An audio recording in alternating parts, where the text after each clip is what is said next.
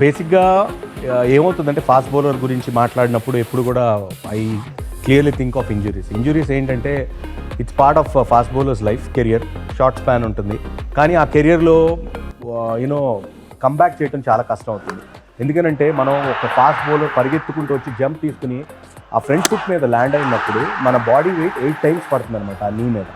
So దాన్ని బట్టి అర్థం చేసుకోవచ్చు ఎంత స్ట్రెస్ పడుతుందో. సపోజ్ ఒక 80 kgs ఉన్నారు అని అంటే 80 into 6 or 7 times పరిగెత్తుకుంటూ వచ్చి ఫస్ట్ ఆ ఫ్రంట్ లెగ్ ల్యాండ్ అయినప్పుడు. సో 400 kgs ఒక కాలు మీద వెయిట్ కట్టుకుని దూకితే ఎలా ఉంటుంది? సో అంత వెయిట్ పడుతుంది.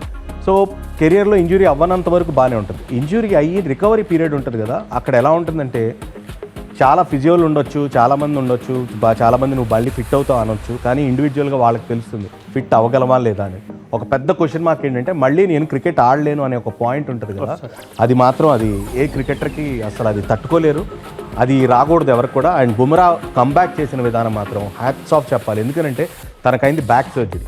Back is the most dangerous part. ఎప్పుడైతే మనం ఫాస్ట్ బౌలింగ్ చేస్తున్నాం అందులోనూ బుమ్రాకి ఏంటంటే హైపర్ ఎక్స్టెన్షన్ అవుతుంది తన బాడీ కానీ, ఇదంతా ఆక్వర్డ్ యాక్షన్. సో అలాంటి బౌలింగ్ యాక్షన్లో వేణు అంటున్నట్టు ఇతను దీని వరకే పనికొస్తాడు, ఇంకో దానికి పనికిరాడు అంటే ఛాంపియన్ లాగా పర్ఫామ్ చేశాడు. బ్యాట్స్మెన్లో విరాట్ కోహ్లీకి, రోహిత్కి ఎంత క్రెడిట్ ఇస్తున్నామో బుమ్రా కూడా అంతే క్రెడిట్ ఇవ్వాలి. Hats off to him. Test cricket, white ball cricket, A format అయినా రారాజ్లా పర్ఫామ్ చేస్తున్నాడు. And is the one of the best bowlers ఇప్పటివరకు ఇండియన్ క్రికెట్ ప్రొడ్యూస్ చేస్తుంది.